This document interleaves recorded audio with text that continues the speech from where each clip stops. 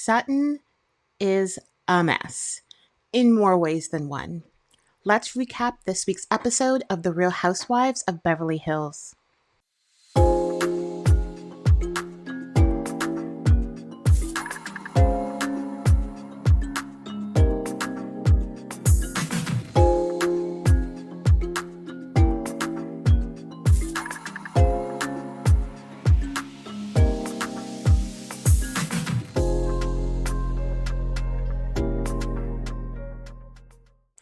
The episode starts this week where we left off last week with Sutton crying to Kyle about her losing her dad's ashes, her thoughts about being alone, and letting go of her past in a symbolic way of scattering Merce's ashes.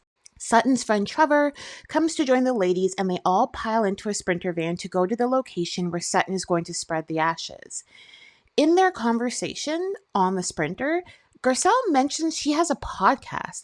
I feel like every housewife and friend of an acquaintance and sporadic seasonal guest seems to have a podcast these days. Sutton gets very emotional when she talks about scattering the ashes because she is committing herself to letting go of all the burdens that she has been carrying. Merce, her father, and Christian, her ex-husband, were the three most important men in her life. Her father was representative of her home life and the way she grew up. Merce represented her blossoming career life and the beginnings of her leaving the nest and moving to New York at 24. Then Christian was a big part of her adult life because she was married to him for almost 20 years. Sutton's decided that she is going to stop holding on to the pain that associates with losing all three of them and is going to symbolically let go of them as she spreads Merce's ashes. So the group is all gathered by the ocean. It's a serious scene. It's an emotional scene. Sutton says her speech and lets the ladies know that she's also letting go of the death of her father and the pain from her marriage in this moment. She then opens the box to release Merce's ashes into the ocean. Don't fall, please. Oh my God. Oh, golly. Oh, God, sorry. The wind is blowing that way. Sorry, girls. It's all over Garcelle's back. This could only happen to Sutton. Is that not what Abby told her not to do? God, the ashes are blowing in my face, in my hair, in my mouth. Just the idea of it all. Like, I don't know this man. I don't want to taste this man. Sutton was actually joking about the ashes completely missing her, flying over her head, and ending up all over the ladies. After the release of the ashes, they talk about what they're releasing from their lives as they throw the flower necklace that Sutton gave them into the ocean. Garcelle says she wants to let go of her abandonment issues. Her father left when she was 3 years old and didn't come back into her life until she was 14. She also was publicly abandoned and betrayed by her ex-husband when she found out that he was cheating on her. We all remember the famous email that she sent to all of her friends and family letting them know that he'd been cheating on her for 5 years of her marriage. Crystal talks about letting go of her brother who is moving to Thailand, basically to get away from Crystal and their mother so that he can live his life in the way that he actually wants to and not the way they feel he should be. She gets really emotional, and I know she's talked about her brother a lot this season, but I don't think we get to understand how close they truly are. Annemarie says she wants to feel like she's in a peaceful place for herself and her family, and she comes across as super confident, but that isn't the case. Dorit says she's going to try to let go of her PTSD and some of the expectations she's had with PK.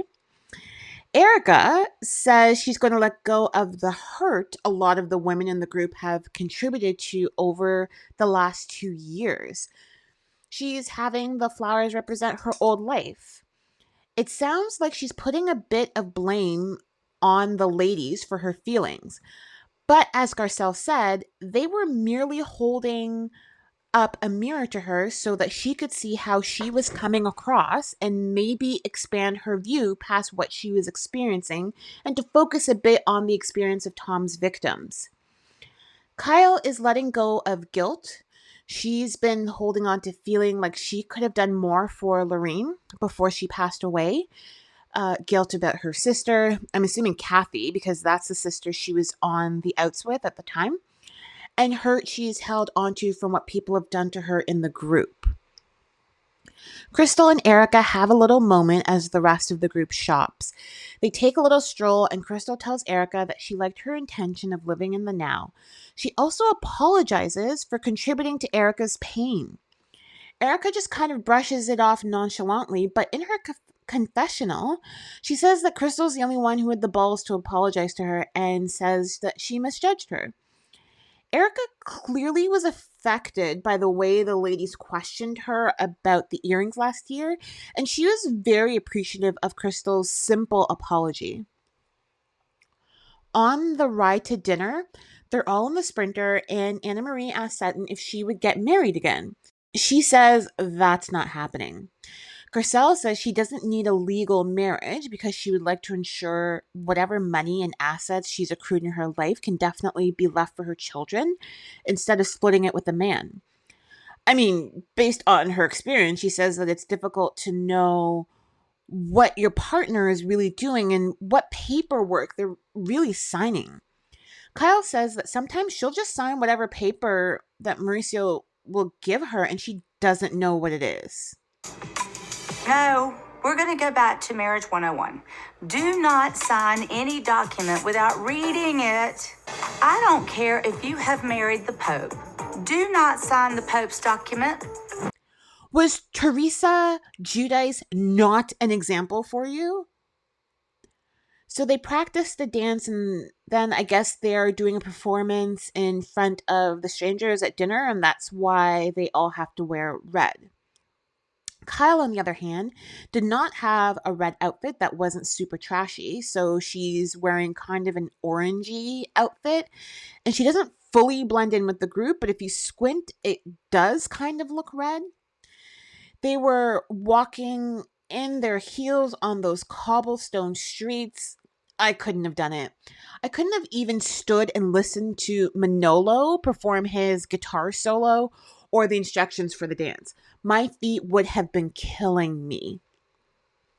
They all go inside and are eating dinner, and Annemarie asks what was their favorite part of the trip so far. When it got to Erica, she said that it was a much more positive experience compared to the trip last year. Last year's trip was Aspen, where they all kind of confronted her about her diamond earrings and how it might be worthwhile to return them due to the speculation that they were purchased with money that should have gone to victims of Tom's case. If you give it to them, What's gonna happen? All I think about are victims. I don't give a about anybody else but me. Annemarie, seeing as how she's new to the group, asks Erica what she was talking about earlier in the day when she said she was letting go of pain that was caused to her in the group because it sounded cryptic. Erica said that she felt mischaracterized and misunderstood, and that really hurt her. Garcelle asks Erica if she's feeling a little more trusting of the group, and Erica says she feels a little more relaxed, but trust has to be earned over time. Garcelle says that she thought that Erica understood why they were asking her questions about the earrings because they wanted to hear her side, but also wanted to see some compassion and empathy from her.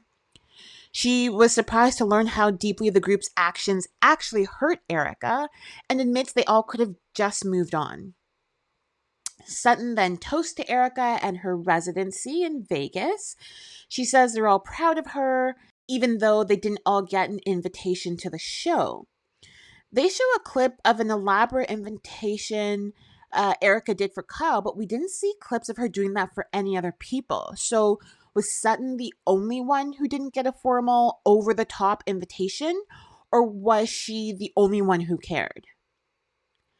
The ladies got up on stage and do their little dance with the professional lady who taught them the steps, and they're laughing, they're having fun, and Sutton is overjoyed.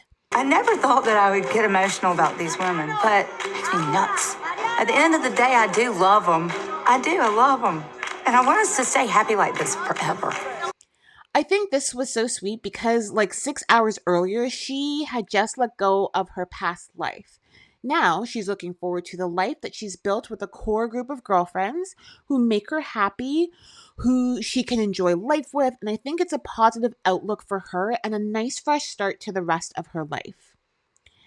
In the last scene of the episode, Dorit pops by to Kyle's house and they have a conversation about her relationship with Mauricio.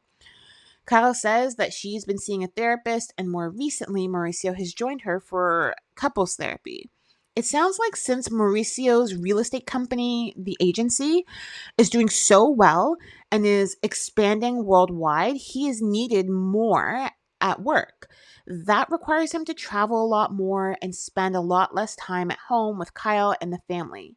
This is his main priority, and his family has now been put on the back burner.